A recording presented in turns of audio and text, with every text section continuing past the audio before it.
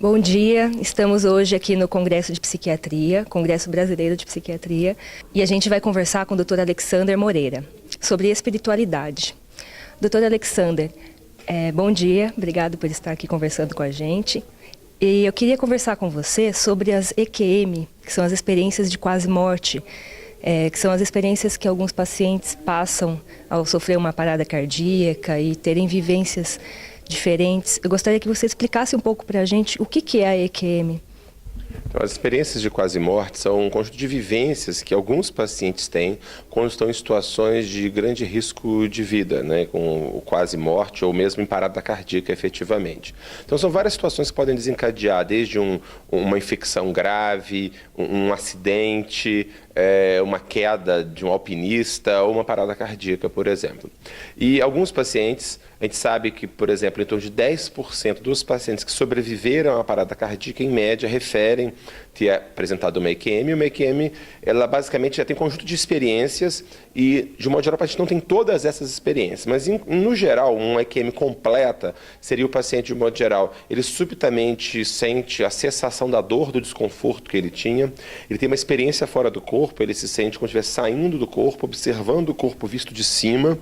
Ele muitas vezes vê um túnel escuro, ele vê uma luz naquele fundo, às vezes ele passa por esse túnel, ele vê o que eles chamam de seres de luz, de um modo geral são pessoas, parentes já falecidos, ou então outros personagens religiosos, alguma coisa nesse sentido, um sentimento de compreensão do mundo, da vida muito profundo, uma clareza mental, e também uma visão panorâmica da vida. Ele enxerga ao mesmo tempo tudo, não é um filme rápido, ele enxerga tudo ao mesmo tempo, uma visão panorâmica, desde o nascimento até aquele momento, muitas vezes há um ponto de não retorno, uma percepção que se ele ultrapassasse aquela linha ou aquela situação, ele não voltaria mais ao corpo e, de um modo geral, ele sente como se tivesse chamado de novo ao corpo e aí então ele desperta. Basicamente, esse é o resumo de uma EQM completa, digamos assim. Então acontece como se fosse uma ampliação da consciência e é um acontecimento em comum com vários pacientes de diferentes locais do mundo, é uma experiência com pontos em comum entre esses pacientes. Sim, inclusive o primeiro relato que se tem notícia de uma EQM está em Platão, no livro Fédon, em que ele descreve um indivíduo numa guerra e um quadro muito semelhante a uma experiência de quase morte. E se tornou muito popular com Raymond Moody Jr., que é um psiquiatra e filósofo americano, que publicou um livro, Vida Após a Vida, com vários relatos nos anos 70. E de lá para cá começaram a ter muitos estudos. E hoje em dia há vários estudos na Europa, nos Estados Unidos, também em outros países, mostrando a similaridade dessas experiências. Tem alguma variação cultural, mas parece que o núcleo da experiência é muito próprio, é muito peculiar. E o que dizer da hipótese que algumas pessoas levantam de a EQM ser um resultado de um desequilíbrio químico pela hipóxia, né, a falta de oxigênio, de ser uma alucinação do paciente? Então, há várias possíveis explicações para a EQM, né? A questão fundamental é que a gente não tem muitos estudos sobre o mecanismo em si que gera a EQM, mas uma das hipóteses, por exemplo, é justamente esse. A hipóxia cerebral vai gerar algumas experiências alucinatórias, visão de túnel, por exemplo. Outros referem que seria alguma disfunção do sono REM.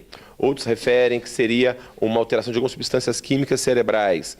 Há uma série de explicações nesse sentido, mas na realidade não há nenhum estudo demonstrando que efetivamente esses fatores são causais. E na realidade, inclusive, o maior estudo já feito até hoje, né, com a EQM, do Pim van Lommel, um cardiologista holandês, publicou na revista The Lancet, uma das revistas médicas do mundo, ele não encontrou relação entre a duração da hipóxia, a gravidade da hipóxia, por exemplo, com a ocorrência ou não de EQM. Ele não encontrou relação entre medo da morte, poderia ser só um mecanismo de defesa, entre medo da morte. Outros estudos não encontraram também relação entre uso de medicação, muitas medicações gerando alucinação, entre crenças religiosas ou não. Não há demonstração que esses fatores realmente importam. A grande questão essas EQMs, especialmente as paradas cardíacas, elas ocorrem quando o cérebro está sob uma intensa agressão, né? Falta de oxigênio, de circulação sanguínea, falta de glicose, etc. E o que se espera nesses pacientes é um estado confusional, que é o que nós vemos nos pacientes nas UTIs. O paciente fica no estado confuso, né? Ele não consegue lembrar direito das coisas, ele não compreende bem, etc. O que os pacientes referem aqui é exatamente o inverso, refere uma maior clareza mental, diferente, maior até do que em situação habitual. E o outro dado mais desafiador é o seguinte: as percepções que eles têm. É uma alucinação? São alucinações ou são percepções verídicas, quando ele se diz que está fora do corpo, vendo o que está acontecendo?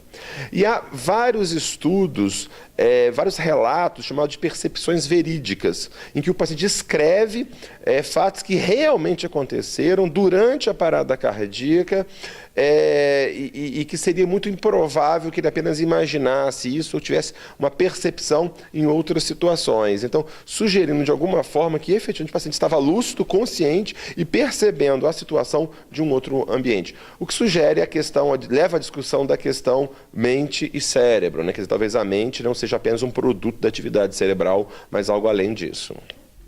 Muito bom.